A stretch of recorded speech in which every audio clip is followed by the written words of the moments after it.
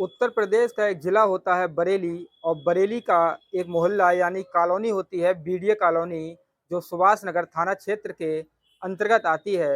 वहाँ के रहने वाले एक रिटायर्ड दरोगा के पास एक अधिकारी की कॉल आती है। दरोगा जी कहते हैं कि सर आप कौन बोल रहे हैं? तो वो बताते हैं मैं आईपीएस अधिकारी आलोक कुमार बात कर रहा हूँ और आपने दरोगा होते हुए भी आपने क्या उत्पात मचा रखा है।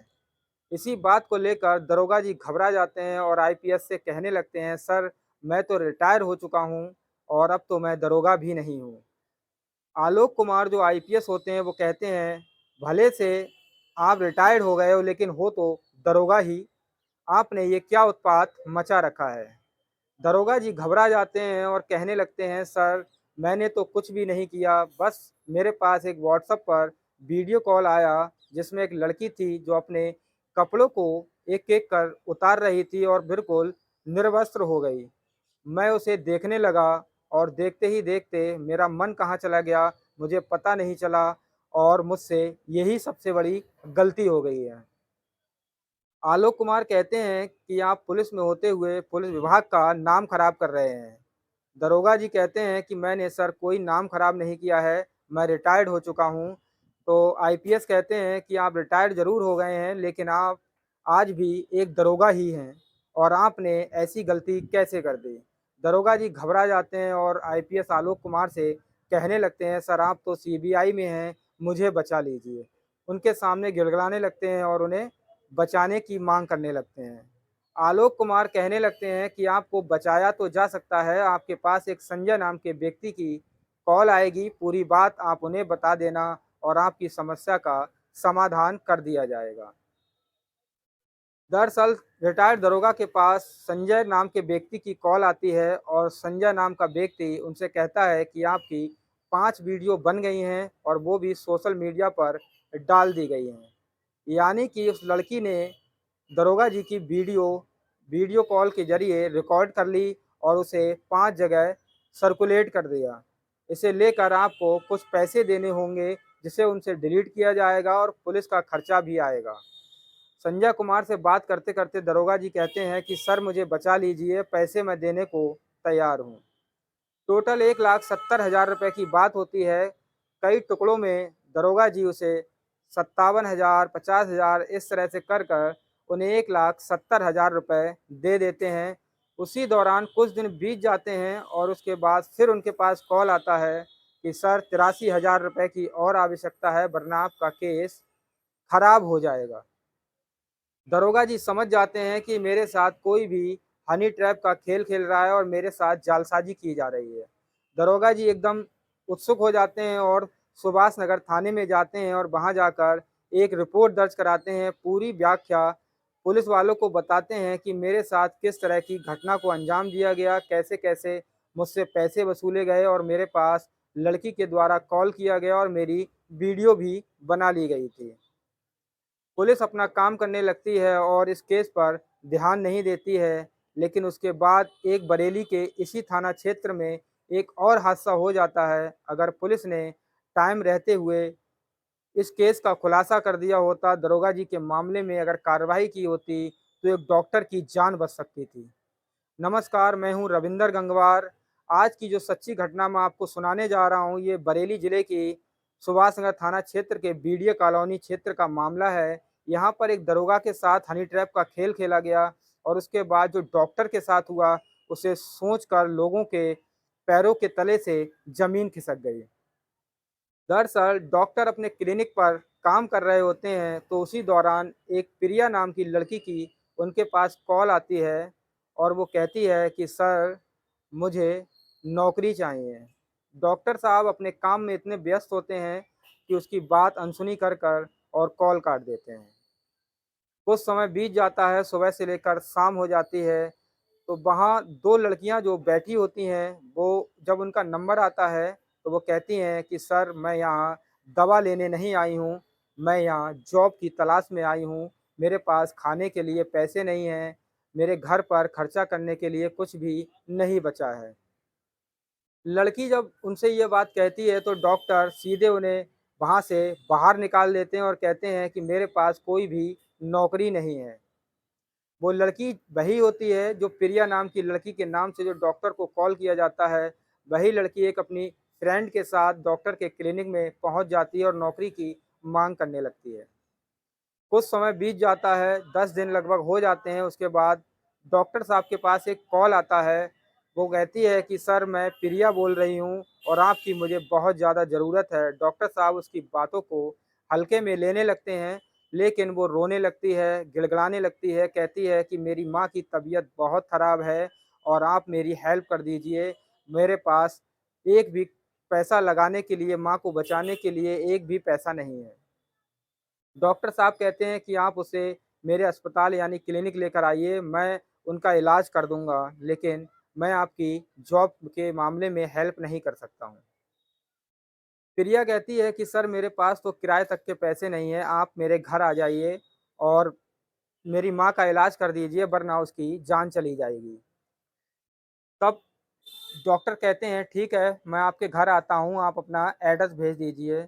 लड़की का जो एड्रेस होता है, प्रिया नाम की जो लड़की होती है, वो कर्मचारी नगर के इलाके में उन्हें बुलाती है और उसका जो फ्रेंड का एक घर होता है, उसमें वो उन्हें बुलाती है और जब डॉक्टर साहब अपनी गाड़ी से उतरते हैं, तो एक लड़की वहाँ मिल जाती है और कहती है, "सर, मैंने ही आपको फ़ोन किया था और मेरी ही माँ बीमार है, मेरा नाम प्रिया है।" वो उन्हें घर ले जाती है और जैसे ही डॉक्टर साहब घर में घुसते हैं, तो एक कमरे का गेट खुलता है और उस कमरे के गेट में जैसे ही वो दाखिल होते हैं, उस गेट को तुरंत बंद कर दिया जाता है। जब बंद कर दिया जाता है, तो डॉक्टर साहब देखते हैं उस कमरे में एक लड़की होती है जो प्रिया की दोस्त होती है, वो बिल्कुल निर्वस्त्र होती है, एक भी कपड़ा उसके शरीर पर नहीं होता है। डॉक्टर साहब घबरा जाते हैं और कहने लगते हैं कि मुझे यहाँ से बाहर जाने दीजिए, मैं इनकी माँ का इलाज करने आया था, लेकिन यहाँ तो उनकी माँ है ही नहीं। क्योंकि वहाँ पर एक लड़की होती है, जो हनी ट्रैप के जाल में डॉक्टर को फाँसने की तैयारी कर रही होती है।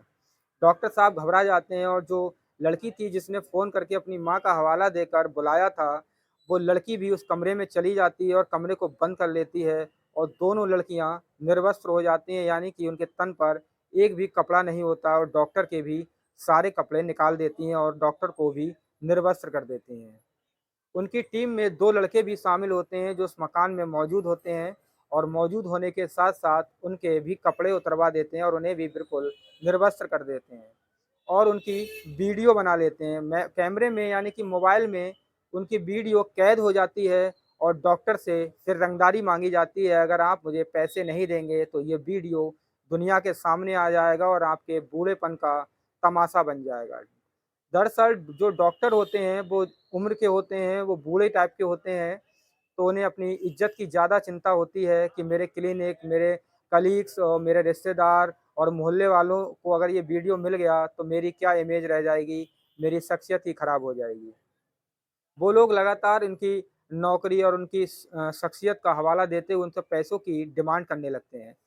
डॉक्टर कहते हैं मेरे पास अकाउंट में 50,000 रुपए हैं और बाकी पैसे अगर तुम्हें चाहिए तो मैं दे सकता हूँ, लेकिन इस वीडियो को वायरल मत करना और मुझे यहाँ से जाने दो। वो लोग नहीं जाने देते हैं, तो डॉक्टर साहब अपना एटीएम और उसका पिन बता देते हैं कि 50,000 रुपए मेरे अकाउंट में हैं, आप उन्हें निकाल लीजिए। वो लोग कहते हैं कि 50,000 रुपए तो हम निकाल लेंगे, लेकिन उसके बाद भी हमें पैसे चाहिए। वो 50,000 रुपए दोनों लड़के एटीएम पर जाते हैं और वहाँ से निकाल कर ले आते हैं और उसके बाद डॉक्टर से कहते हैं कि हमें लाखों रुपए और चाहिए।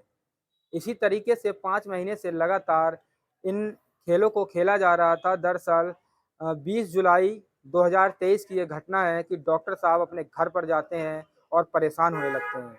कुछ दिन बीत जाते हैं और जो प्रिया और उनकी टीम होती है, वो डॉक्टर साहब को फिर फ़ोन करती है कि हमें पैसे दो, वरना हम इस वीडियो को वायरल कर देंगे।